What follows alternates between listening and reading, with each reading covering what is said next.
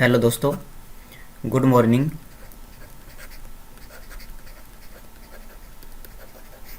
आज हम 2 अक्टूबर की करंट अफेयर पढ़ने वाले हैं और इसकी जो पीडीएफ है वो आपको टेलीग्राम चैनल सीटी करंट अफेयर पर मिल जाएगी। आप यहाँ पर देख सकते हैं, जो टेलीग्राम चैनल का नाम है सीटी करंट अफेयर। और देखिए, कल संडे है, संडे तो कल क्या होने वाला है आपको पता होगा कि कल वीक की करंट अफेयर का टेस्ट होने वाला है। तो आप जो है वीक की करंट अफेयर रिवाइज कर लेना। और चलिए फिर हम आज के इम्पोर्टेंट क्वेश्चन देखते हैं। देखिए, पहला क्वेश्चन है, ट्यूनीशिया की पहली महिला प्रधानमंत्री कौन बनी है? तो ये जो ट्यूनीशिया है यह कौन से महाद्वीप का देश है? यह अफ्रीका महाद्वीप का देश है, अफ्रीका। और इसकी पहली महिला प्रधानमंत्री कौन बनी है? तो इनका नाम है नजला बोडेन रोमधने। तो ठीक है, ये जो नाम है ये केवल आपको याद करना है। देखिए, इसमें हम जो है ट्यूनीशिया के बारे में थोड़ी सी जानकारी जान लेते हैं कि इसकी जो राजधानी है वो क्या है। देखिए, ट्यूनीशिया, इसकी राजधानी है ट्यूनिस। और जो यहाँ की मुद्रा है वो क्या है? ट्यूनीशियन दिनार। और यहाँ की जो प्रधानमंत्री बनी है वो कौन है? नजला बोडेन रोमधने। चलिए मैं आपको जो ट्यूनीशिया है इसकी लोकेशन दिखा देता हूँ। आप यहाँ पर देख सकते हैं, तो ये अफ्रीका महाद्वीप है और इसमें यहाँ पर आप देखिए ये है ट्यूनीशिया देश, ठीक है ना। और इसी के यहाँ पर यह है भूमध्य सागर और यहाँ पर यह है जिब्राल्टर जल संधि, जो यहाँ पर जो अटलांटिक महासागर है और यहाँ पर भूमध्य सागर है, इन दोनों को यह अलग करती है, ठीक है ना। और ये जो ट्यूनीशिया देश है यह अल्जीरिया और लीबिया के साथ में अपनी सीमा साझा करता है। चलिए क्वेश्चन नंबर 2 देखते हैं। देश की पहली all India toll free helpline Elder line को किस मंत्रालय ने शुरू किया है? तो ये क्वेश्चन काफ़ी इम्पोर्टेंट है।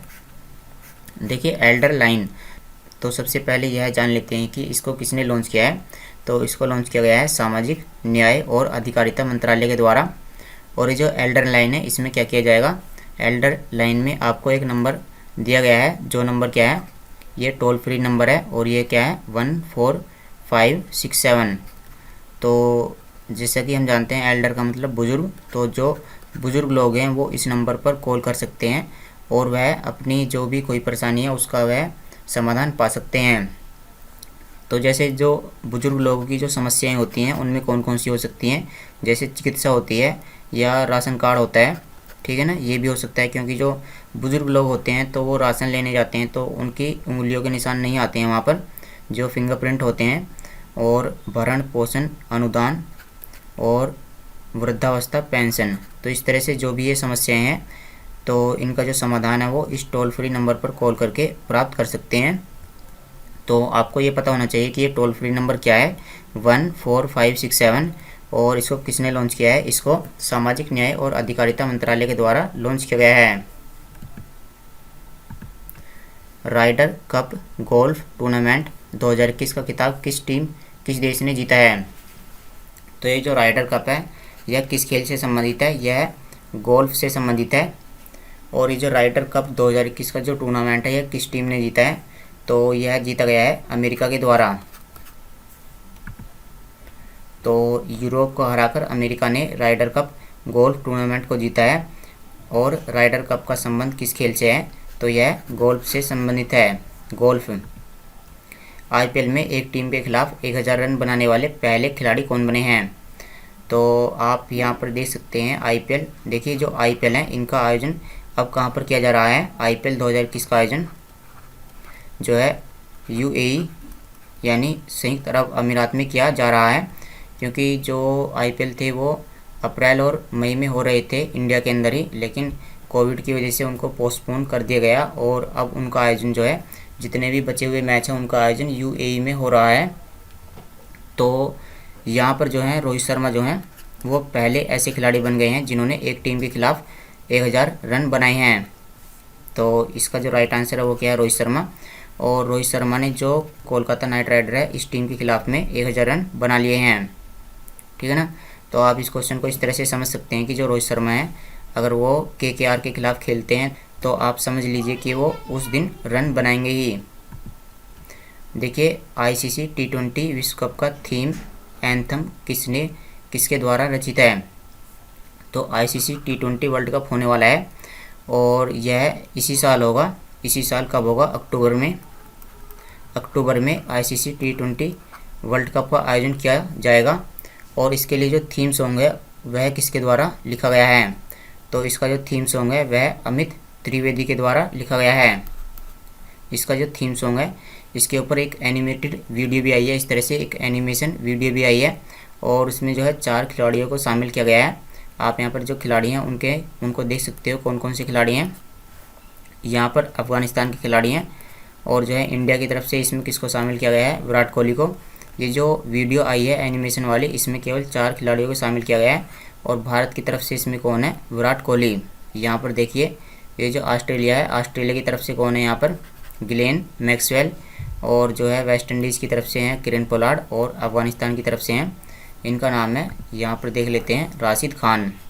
ठीक है, तो इसमें जो है आपको कुछ बस यही याद करना है, जो ये जो टूर्नामेंट है यह ओमान और यूएई, तो यह इन 2 देशों में होने वाला है। यह 17 अक्टूबर से प्रारंभ होकर के 14 नवंबर तक चलेगा। चलिए हम आईसीसी के बारे में जान लेते हैं, क्योंकि ये जो आईसीसी वर्ल्ड कप है इसका आयोजन कौन कराएगा? आईसीसी यानी इंटरनेशनल क्रिकेट काउंसिल कराएगी। तो इसकी स्थापना कब हुई थी? इसकी स्थापना 15 जून 1909 में हुई थी। और जो बीसीसीआई है जो भारत में क्रिकेट का आयोजन कराता है, इसकी स्थापना कब हुई थी? इसकी स्थापना 1928 में हुई थी। आईसीसी का मुख्यालय दुबई में स्थित है और जो बीसीसी का मुख्यालय है वो कहाँ पर स्थित है? इसका मुख्यालय मुंबई में स्थित है। और आईसीसी के अध्यक्ष कौन है? Greg Berkeley. और जो बीसीसीआई के अध्यक्ष हैं वो कौन है? सौरभ गांगुली। और देखिए बीसीसीआई में उपाध्यक्ष भी हैं जिनका नाम क्या है? राजीव शुक्ला। ठीक है, तो अगला क्वेश्चन देखते हैं। भारत सरकार द्वारा एक हिंदू तीर्थ स्थल परशुराम कुंड का निर्माण कहाँ पर किया जा रहा है?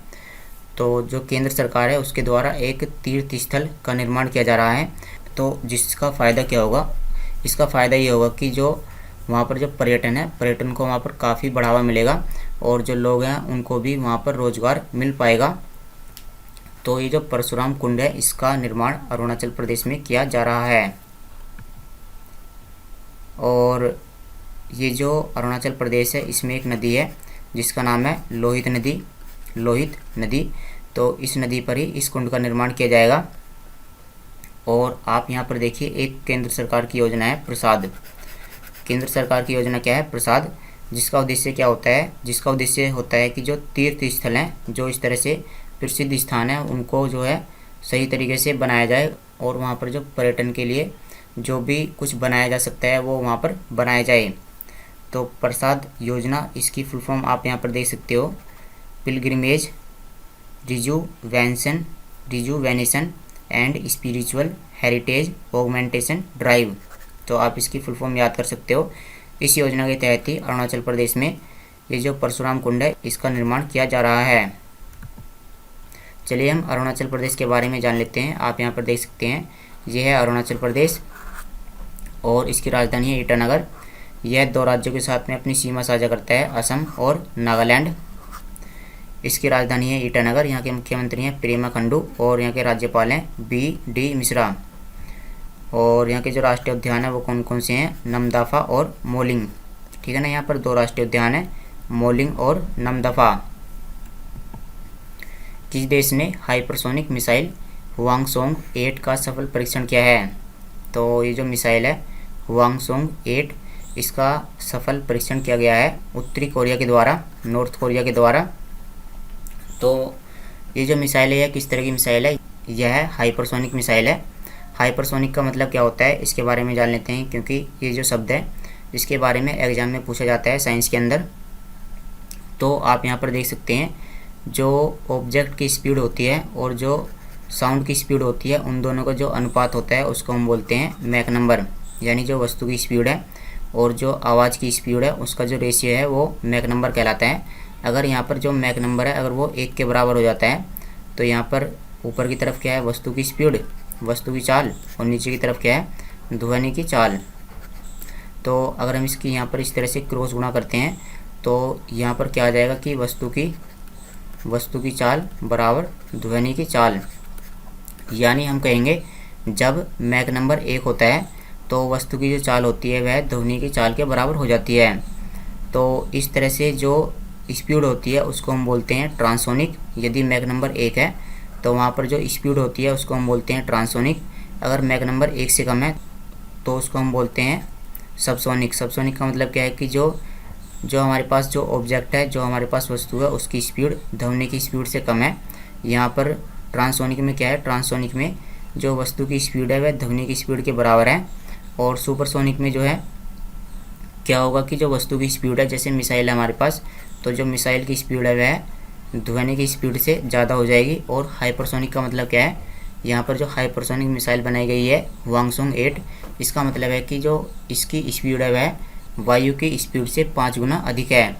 ठीक है, तो चलिए हम इसमें उत्तरी कोरिया के बारे में जान लेते हैं। आप यहाँ पर देख सकते हैं ये जो उत्तरी कोरिया है यह कौन से महाद्वीप का देश है, यह एशिया महाद्वीप का देश है। और इसकी राजधानी क्या है, इसकी राजधानी है प्योंगयांग। यहाँ की मुद्रा है उत्तरी कोरियाई वॉन। यहाँ की मुद्रा क्या है, वॉन। और यहाँ के जो सर्वोच्च नेता हैं वो कौन है, किम जोंग उन। तो देखिए 38 डिग्री समांतर रेखा दक्षिण कोरिया और उत्तरी कोरिया का सीमांकन करती है। आप यहाँ पर देखिए ये है उत्तरी कोरिया ऊपर की तरफ, और ये जो नीचा वाला देश है ये है दक्षिणी कोरिया। तो इन दोनों के बीच में जो रेखा है इसको हम बोलते हैं 38 डिग्री समांतर रेखा। ठीक है, या 38 डिग्री अक्षांश रेखा। और ठीक है ना, इसी के यहाँ पर बराबर में जो है इसको हम बोलते हैं पीला सागर।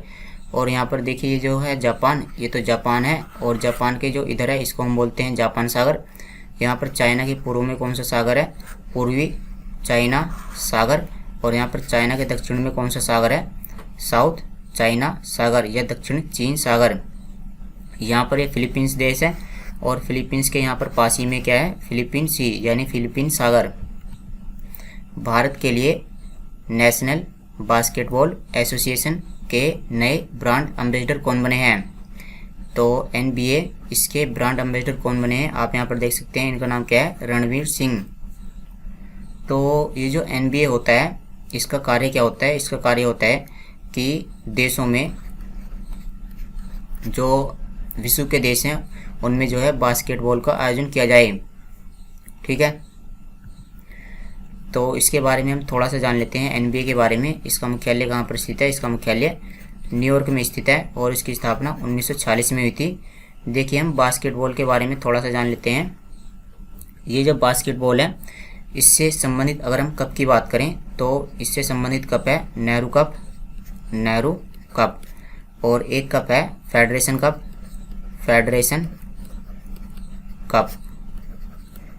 और एक कप है हमारे पास बंगलुरु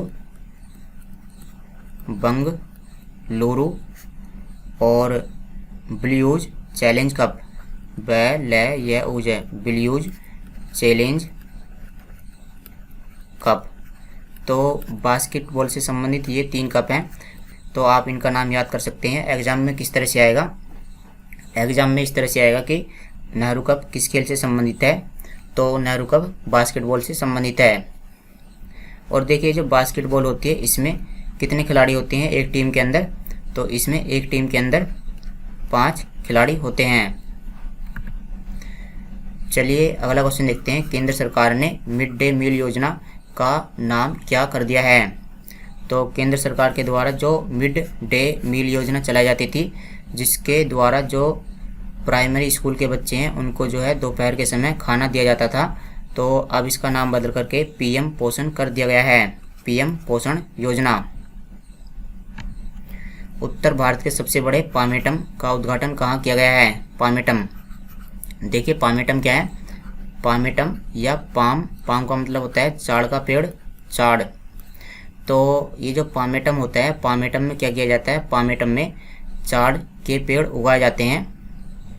तो उत्तर भारत के सबसे बड़े पामेटम का उद्घाटन कहाँ पर किया गया है, तो इसका उद्घाटन किया गया है उत्तराखंड के अंदर। ठीक है, और यहाँ पर जो है चाड़ की 110 प्रजातियाँ मिल जाएंगी। चलिए हम उत्तराखंड के बारे में भी जान लेते हैं। यहाँ पर हाल ही में जो इसके राज्यपाल बने हैं वो कौन है, गुरमीत सिंह।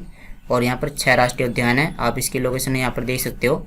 इसके 6 राष्ट्रीय उद्यान है, जिम कार्बेट, फूलों की घाटी, गोविंद, नंदा देवी, राजा जी और गंगोत्री। विश्व समुद्री दिवस 2021 कब मनाया गया है? तो विश्व समुद्री दिवस 2021 30 सितंबर को मनाया गया है। इस दिवस की थीम देख लेते हैं, वो क्या है, नाविक नौवहन के भविष्य के मूल में। अंतर्राष्ट्रीय खाद्य हानि और अपशिष्ट के बारे में जागरूकता दिवस 2021 कब मनाया गया है? तो जो भोजन की हानि होती है तो उसी के बारे में जागरूकता फैलाने के लिए यह दिवस मनाया जाता है और यह 29 सितंबर को मनाया जाता है। आप इसकी थीम यहाँ पर देख सकते हैं और इसको याद कर सकते हैं। लास्ट क्वेश्चन है, my life in full, work, family and our future नामक पुस्तक को किसने लिखा है? तो देखिए ये पुस्तक काफ़ी इम्पोर्टेंट है, क्योंकि यहाँ पर जो इनकी लेखक हैं उनका नाम क्या है, इंदिरा नूई। ये जो लेखक है इनका नाम है इंदिरा नूई, और ये काफ़ी इम्पोर्टेंट है क्योंकि ये जो इंदिरा नूई है वो पेप्सी को तो ये इसके CEO हैं। तो इसकी वजह से ये क्वेश्चन काफ़ी इम्पोर्टेंट हो जाता है। और इन्होंने जो है अपनी लाइफ के बारे में इसमें लिखा है कि अगर कोई भी व्यक्ति है, अगर वह कुछ कार्य करता है तो कार्य के साथ साथ वह अपने घर को किस तरह से मैनेज कर सकता है। तो किताब का नाम क्या है, माई लाइफ इन फुल। तो चलिए दोस्तों, आज की वीडियो में इतना ही। कल टेस्ट होने वाला है तो आप इसके लिए तैयार रहना।